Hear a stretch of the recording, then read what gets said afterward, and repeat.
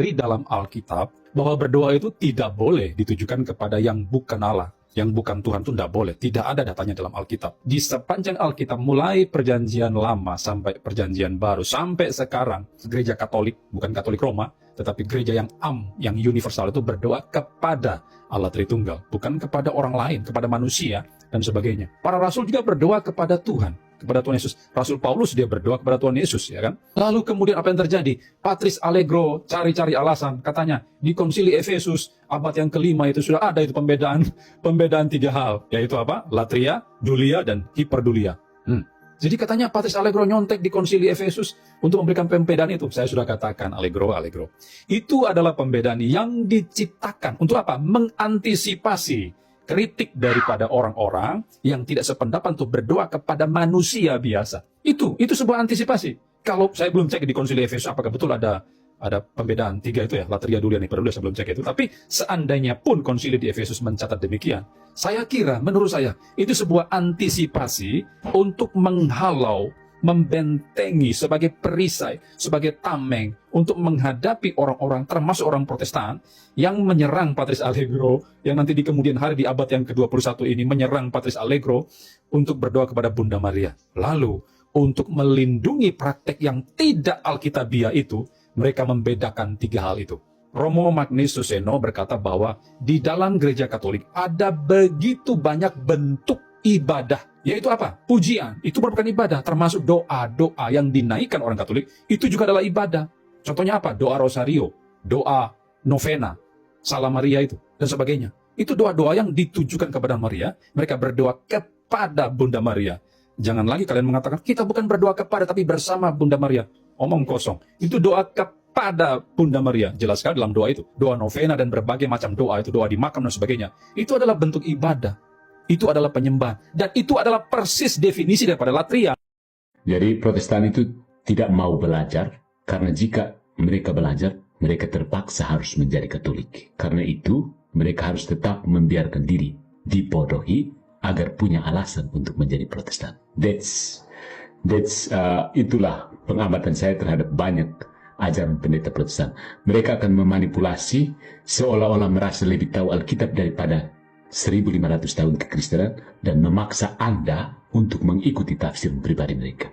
Sayang sekali, Untuk Anda yang mengaku Kristen, mari kita lihat mengapa Albert Rumampuk mati-matian menolak doa kepada orang-orang kudus. Ini adalah tanggapan atas logika terbalik dari Albert Rumampuk. Albert Rumampuk pernah berkata dengan mimik serius seolah telah menemukan kebusukan terbesar umat Katolik. Kalau kalian berdoa kepada Maria, maka kalian menyembah dia.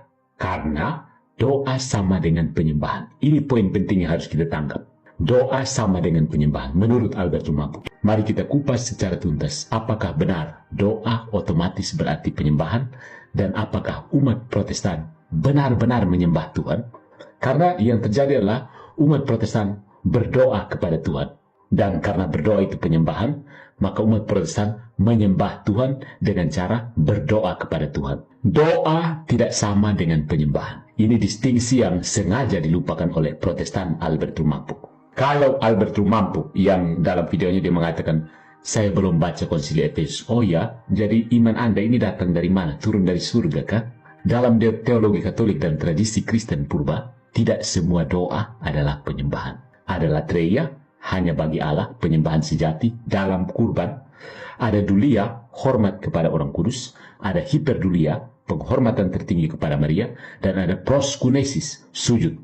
Bisa kepada raja, pemimpin, atau figur spiritual. Bahkan bisa kepada Albert Rumampuk. Albert mencampur semua ini menjadi satu. Dan mereka tidak peduli. Kalau kamu berdoa kepada Maria, berarti kamu menyembah dia. Karena itu, Protestan hanya bisa berdoa kepada Tuhan. Mereka itu sebenarnya tidak menyembah Tuhan. Nanti akan kita lihat. Padahal, saudara-saudara, coba kita lihat. Kita juga minta doa dari teman, dari pastor, dari pendeta, atau dari umat yang lain. Apakah itu juga penyembahan atau sekedar permintaan tolong? Terserah. Kalau di kelompoknya Albert Rumampuk minta tolong teman kamu untuk berdoa, itu berarti menyembah dia. Itu kamu, kesalahan kamu. Ya. Jika iya, maka Protestan yang minta didoakan oleh jemaat juga telah menyembah manusia. Dan tampaknya seluruh persekutuan doa mereka adalah arena penyembahan berhala. Ya. Nah, sekarang poin yang penting yang tidak dipelajari oleh Albertus Mampuk sebagai seorang Protestan, penyembahan itu sama dengan kurban, dan tanpa kurban Anda tidak menyembah. Catat baik-baik, Albertus Mampuk. Tanpa kurban Anda tidak menyembah. Dan memang di Protestan tidak ada penyembahan.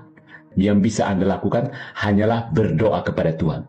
Dan karena tidak ada penyembahan, Anda menganggap doa kepada Tuhan adalah penyembahan. Dan karena itu, Anda tidak mau berdoa kepada yang lain, karena bagi Anda berdoa adalah penyembahan. Bisa tangkap Pak Albert? Dalam kitab suci, dari Habel sampai Yesus, penyembahan selalu berhubungan dengan kurban. Bahkan, Kristus menyerahkan dirinya sebagai kurban yang harum bagi Allah. Efesus bab 5 ayat 2. Dan dalam Ekaristi, kurban salib itu dihadirkan kembali secara sakramental. Disitulah penyembahan yang sejati terjadi. Bukan sekedar doa. Doa saja belum persembahan. Doa saja belum penyembahan. Penyembahan yang sejati itu melalui kurban. Nah, mari kita lihat apa masalahnya. Katolik punya altar. Katolik punya imam. Katolik punya kurban, yaitu Kristus sendiri, tubuh dan darahnya.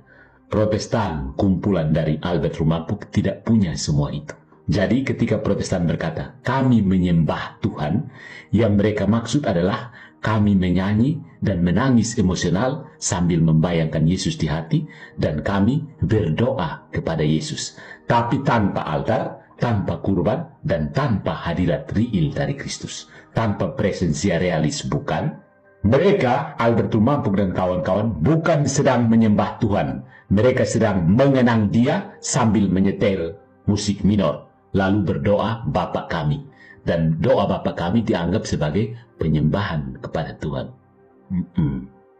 Penyembahan kepada proyeksi pribadi sebenarnya ini adalah idola baru. Dan inilah paradoksnya. Protestan mengecam Katolik karena berdoa kepada Maria. Tapi mereka sendiri menyembah Tuhan yang bukan tubuh dan darah Kristus dalam Ekaristi, melainkan proyeksi teologis hasil tafsir masing-masing. Dan disinilah bahaya laten tersembunyi.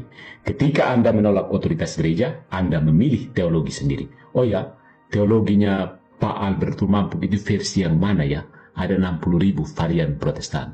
Pak Albert dari varian mana? Kemungkinan Calvinisme ya. Ketika Anda membuat teologi sendiri, Anda menciptakan Tuhan versi pribadi. Ketika Anda menyembah Tuhan versi pribadi, Anda menyembah berhala. Maka justru mereka yang terus berteriak jangan menyembah selain Allah telah menciptakan ilah baru bernama Tuhan menurut tafsir saya. Yang paling penting, saudara-saudari, tanpa iman, tanpa kurban, tanpa hadirat, Anda menyembah siapa? Albertus Mampuk, siapa yang Anda sembah? Anda tidak menyembah, Anda berdoa. Dan ketika Anda berdoa, Anda menganggap itu penyembahan, bukan? Ini pertanyaan yang tidak bisa dijawab oleh Albertus Mampuk. Jika tidak ada imam, tidak ada kurban, tidak ada altar, tidak ada sakramen, maka Anda tidak menyembah siapa-siapa. Anda hanya bisa berdoa Bapa kami.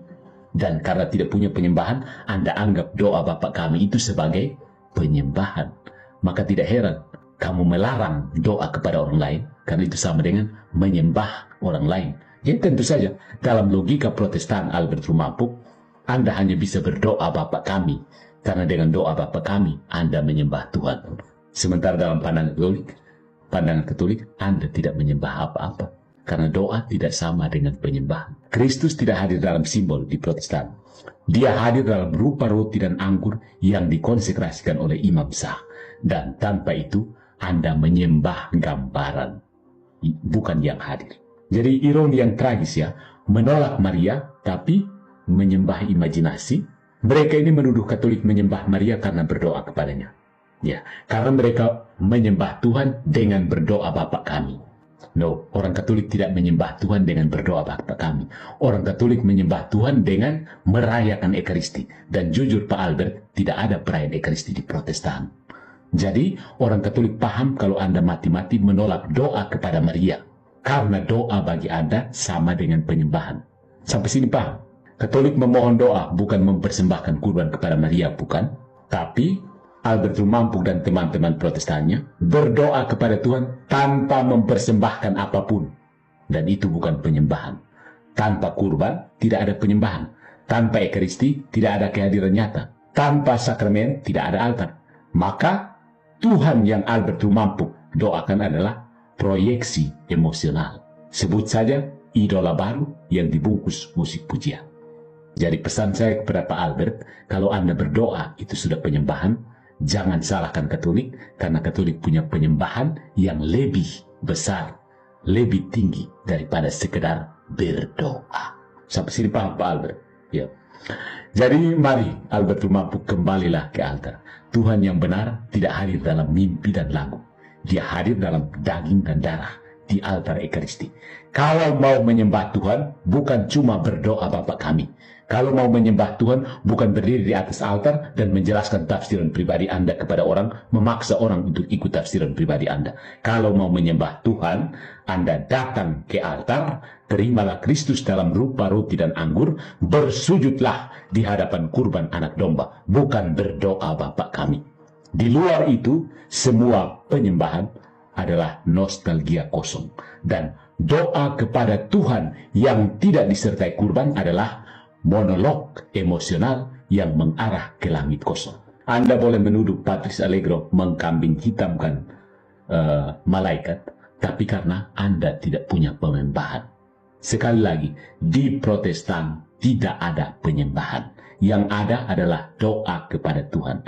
Atau dalam istilah Katolik, dulia kepada Tuhan. Karena Anda hanya bisa berdulia kepada Tuhan, maka Anda membatasi.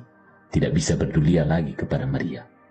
Karena kalau berdulia kepada Maria, maka akan sama dengan dulia kepada Tuhan kan bagi Anda. Katolik tidak bro. Latria dengan kurban itu hanya kepada Tuhan dan itu tidak ada di Protestan. Ini akar masalahnya. Kenapa orang seperti Dekingares, MDM, Patrice Smith mati-matian mengatakan bahwa berdoa kepada Maria adalah penyembahan berhala. Karena apa?